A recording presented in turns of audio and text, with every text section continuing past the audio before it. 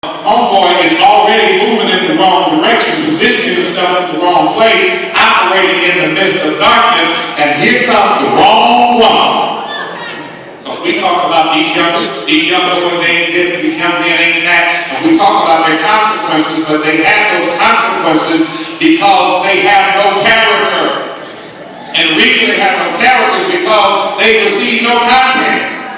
Nobody has ever sat them down and explained that this is what real life is all about. Because if you give them the right content from the Word of God, then they'll have Christian character and the consequences will take care of themselves. Otherwise, wrong direction. Here comes the wrong woman. And look at the description of this woman. The Bible says she was dressed like a harlot. Dressed like a harlot. Now understand. She's not a harlot.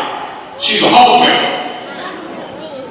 She's a homemaker that dresses like a harlot.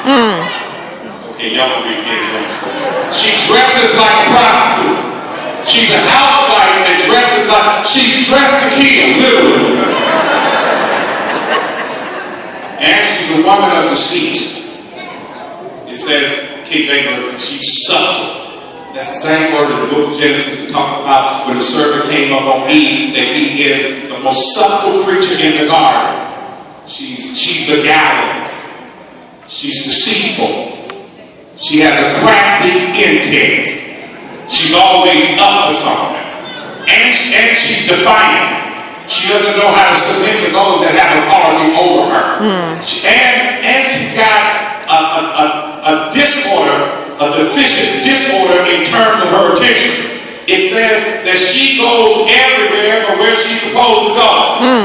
She's always somewhere she ain't supposed to be.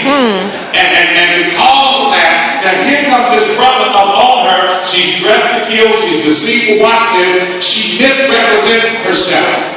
So when he meets her, she presents herself one way, but later on she finds out she's another way. And big brother, your little brother needs you to understand that when a woman presents herself one way, you find out she's another way, and you need to leave her alone. That ain't for you, or she would have came as she really was. Need you to speak up. Not just for her description, look at her actions. As soon as she meets him, she comes out, she grabs him, kisses him.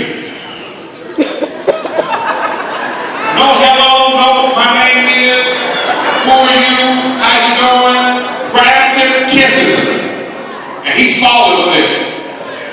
So look, man, don't understand that everybody kissing on you ain't looking out for you. All right, Pastor. I mean, Jesus, know that. Jesus, when the soldiers came to arrest Jesus in the Garden of Gethsemane, the soldiers didn't know which of the 13 was Jesus. To them, it was Jesus' disciples. They didn't know Jesus from the 12. That's why they looked up with Judas. Said, we'll pay you 30 pieces of silver if you point out which one is Jesus. And Judas says, I'll give you my 30 pieces of silver. We're going to be in the Garden of Gethsemane on Thursday evening. The one I kiss, that's him. So he went up and kissed Jesus. He said, you ain't fooling me. I know everybody kissing on me ain't looking out for me. You're going to betray me with a kiss.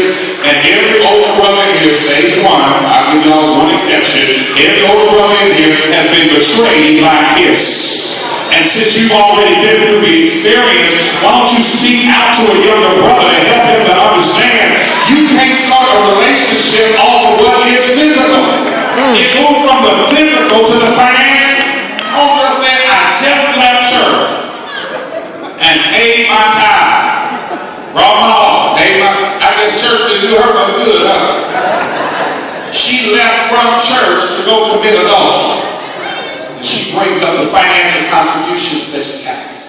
It goes from the physical to the financial to the sexual.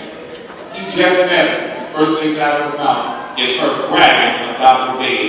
And big brother, I know you can't say amen. Just look at amen for me. But you